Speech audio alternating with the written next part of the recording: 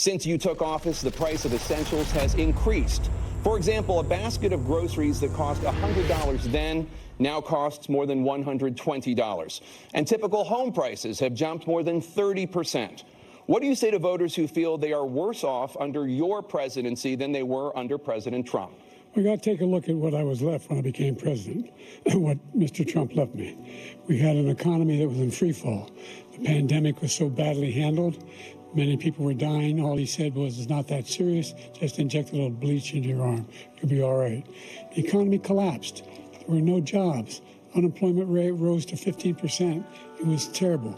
And so what we had to do is try to put things back together again. And that's exactly what we began to do. We created 15,000 new jobs. Thank you. President Trump? We had the greatest economy in the history of our country. We have never done so well. Everybody was amazed by it. Other countries were copying us. We got hit with COVID. And when we did, we spent the money necessary so we wouldn't end up in a Great Depression, the likes of which we had in 1929. By the time we finished, so we did a great job. We got a lot of credit for the economy, a lot of credit for the military, and no wars, and so many other things. Everything was rocking good. But the thing we never got the credit for, and we should have, is getting us out of that COVID mess. He created mandates that was a disaster for our country. But other than that, we had given them back a country where the stock market actually was higher than pre-COVID, and nobody thought that was even possible. The only jobs he created are for illegal immigrants and bounce-back jobs, the bounce-back from the COVID. He has not done a good job. He's done a poor job, and inflation's killing our country. It is absolutely killing us.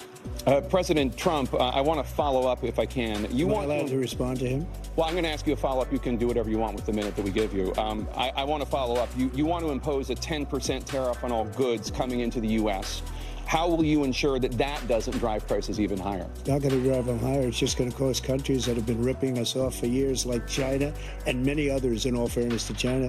It's going to just force them to pay us a lot of money, reduce our deficit tremendously, and give us a lot of power for other things. But he made a statement. The only thing he was right about is I gave you the largest tax cut in history. I also gave you the largest regulation cut in history. That's why we had all the jobs. And the jobs went down, and then they bounced back, and he's taking credit for bounce back jobs. You can't do that. He also said he inherited 9% inflation. No, he inherited almost no inflation, and it stayed that way for 14 months.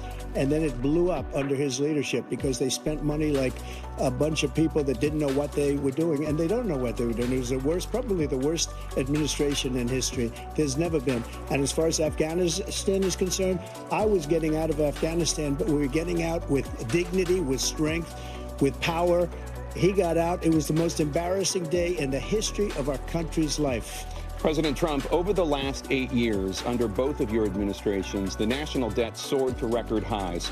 And according to a new nonpartisan analysis, President Trump, your administration approved $8.4 trillion in new debt, while so far, President Biden, you've approved $4.3 trillion in new debt. So, former President Trump, many of the tax cuts that you signed into law are set to expire next year. You want to extend them and go even further, you say.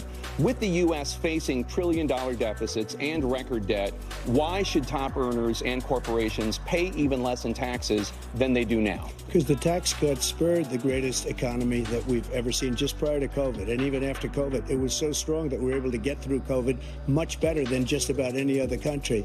But we spurred, that tax spurred. Now, when we cut the taxes, as an example, the corporate tax was cut down to 21% from 39%, plus beyond that. We took in more revenue with much less tax, and companies were bringing back trillions of dollars back into our country. The country was going like never before. And we were ready to start paying down debt. We were ready to start using the liquid gold right under our feet, the oil and gas right under our feet. We were going to have something that nobody else has had. We got hit with COVID. We did a lot to fix it. I gave him an unbelievable situation with all of the therapeutics and all of the things that we came up with. We gave him something great. Remember, more people died under his administration, even though we had largely fixed it. More people died under his administration than our administration, and we were right in the middle of it, something which a lot of people don't like to talk about. But he had far more people dying in his administration. He did the mandate, which is a disaster, mandating it.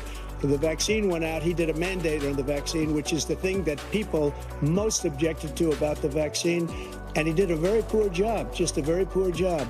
And I will tell you, not only poor there, but throughout the entire world, we're no longer respected as a country. They don't respect our leadership. They don't respect the United States anymore. We're like a third world nation between weaponization of his election, trying to go after his political opponent. All of the things he's done, we've become like a third world nation, and it's a shame. The damage he's done to our country. And I'd love to ask him, and will, why he allowed millions of people to come in here from prisons, jails, and mental institutions to come into our country and destroy our country.